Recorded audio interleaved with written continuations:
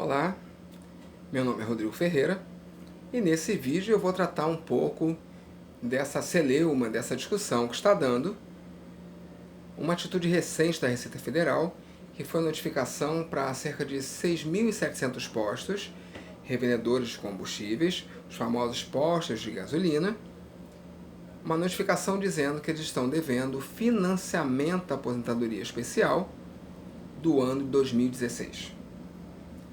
Vamos começar essa história do início. A aposentadoria especial é aquela aposentadoria onde o trabalhador se aposenta antecipadamente, porque durante o seu período de trabalho, durante a sua vida, ele esteve exposto a algum agente reconhecidamente danoso. Esse reconhecimento, isso está previsto no Regulamento da Previdência Social, Decreto 3.048 de 99. E esses agentes estão descritos lá no anexo 4 desse decreto. Entre eles está o benzeno, que é um composto da gasolina. Em 2013, houve uma alteração do decreto 3048 e foi incluído lá o parágrafo 4º do artigo 68. O artigo 68 trata justamente da aposentadoria especial. E aí foi incluído esse artigo e lá foi dito: para os agentes reconhecidamente cancerígenos constantes de uma listagem do Ministério do Trabalho e Emprego, a simples presença no ambiente de trabalho caracteriza a exposição. Em 2014, houve uma portaria interministerial, da qual o Ministério do Trabalho participou, e foi divulgada a Lista Nacional de Agentes Cancerígenos para Humanos, a famosa LINAC.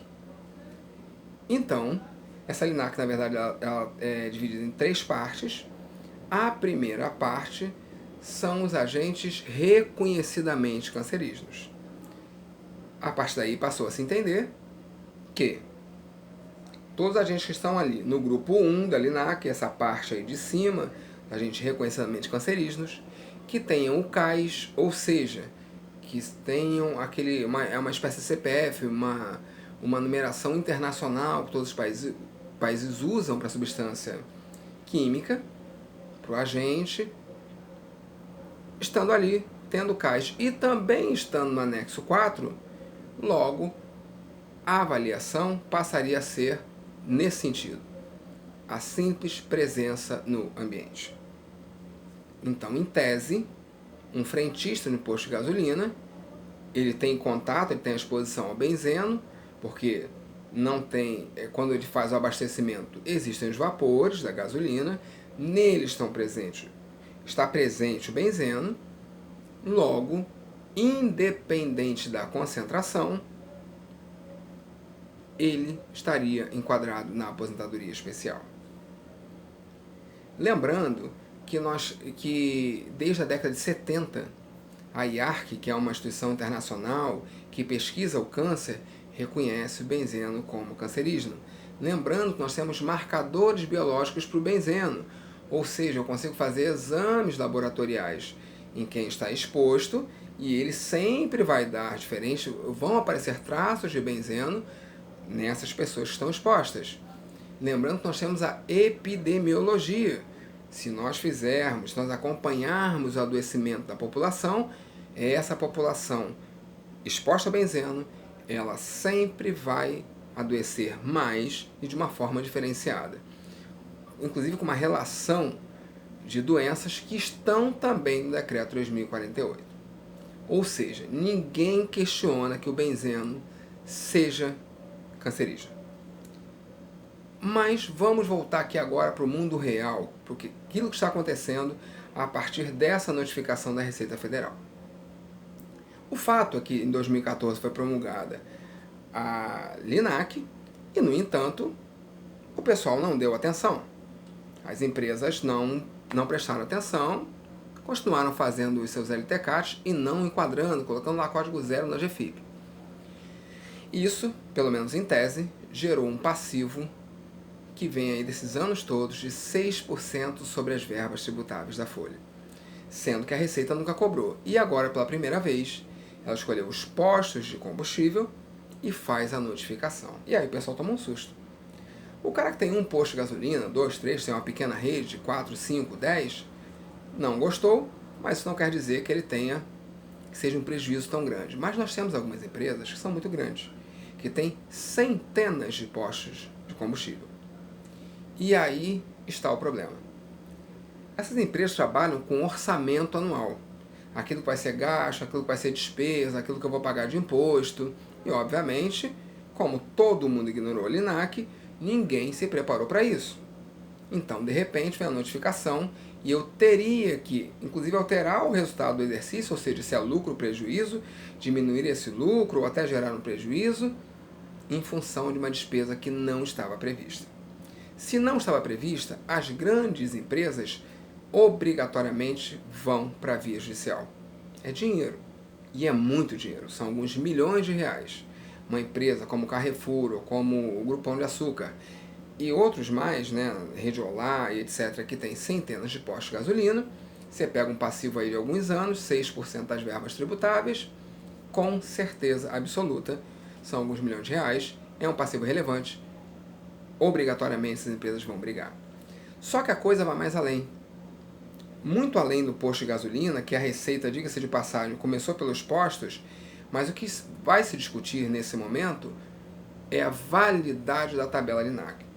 Vamos lembrar que lá no grupo 1 da tabela LINAC, contendo CAIS e também estando no anexo 4 do decreto 3048, nós temos, por exemplo, a sílica, que envolve toda a cadeia da construção civil. Eu não tenho como fazer a obra sem sílica. Eu não tenho como ter ambientes da construção civil onde eu não tenha a presença da sílica. Está sendo dito que a simples presença enseja aposentadoria especial, logo o financiamento, que é 6% das verbas tributáveis. Imagine você agora, e você sabe como a construção civil funciona, há um número pequeno de funcionários na empresa, e quando é feita uma obra, contrata os trabalhadores para aquela obra.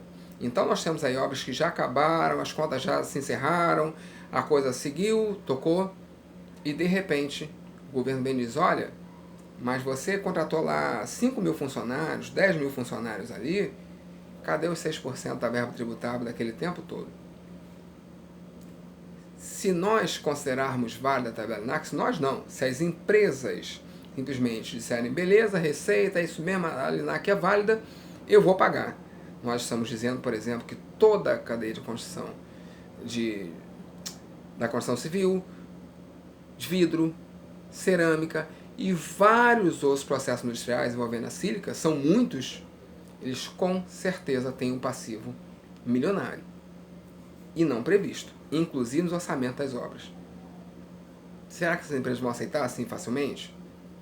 Claro que quando aconteceu essa notificação para os postos de gasolina, a Federação Nacional dos Revendedores de Combustível, né, dos donos dos postos de gasolina, se reuniu e acenou de imediato o seu departamento jurídico. E aí a gente tem que lembrar, o objetivo desse vídeo aqui não é dizer a LINAC vale, a LINAC não vale, faça seu LTCAT com a LINAC ou faça sem a LINAC. Esse não é o meu objetivo. O objetivo é apenas relatar o que está acontecendo e quais são os argumentos. E aí os advogados do sindicato perceberam uma coisa. O parágrafo 4º do artigo 68 dá poder a uma portaria ministerial para dizer quais agentes teriam essa avaliação qualitativa, ou seja, a simples presença no ambiente. Ao mesmo tempo, o anexo 4 do decreto 3048 permaneceu. Então, na mesma legislação, na mesma lei, eu tenho um artigo dizendo o limite vai estar na portaria e eu tenho lá embaixo, dentro da lei, dizendo o limite é esse, porque o anexo 4 tem limite de tolerância para benzeno. E aí vem o questionamento, que é muito comum no mundo jurídico. Uma portaria tem o poder de alterar o que está no texto da lei? Por mais que o artigo, parágrafo 4º, artigo 68, tenha dado esse poder, tenha empoderado uma portaria ministerial para isso, o fato é que o limite de tolerância permaneceu dentro do decreto 3048. Então hoje eu tenho dois textos. Eu posso dizer assim, olha, portaria não é mais importante, eu sigo aqui o anexo 4. Ou eu posso dizer, não, todo mundo entendeu que era a LINAC. Vocês acham, você que está me assistindo, acha que as empresas que em tese poderão dever milhões para a Receita vão dizer o quê? Bom, para a Justiça vão dizer, seu juiz, portaria não altera a legislação. Porque é um fato interessante.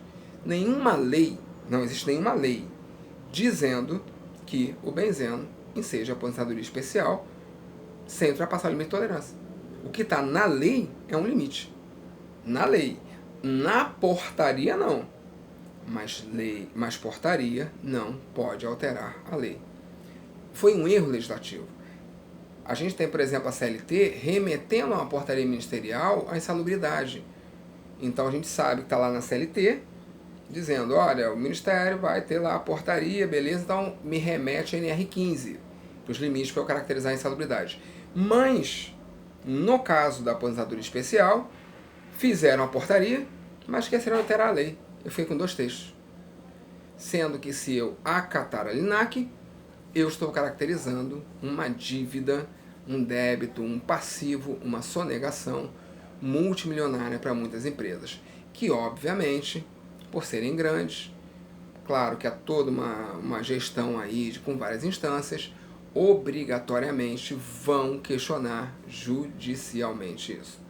Há ainda uma questão mesmo do texto legal, do artigo 4º, que diz que a simples presença caracteriza a exposição, não diz que caracteriza a aposentadoria especial.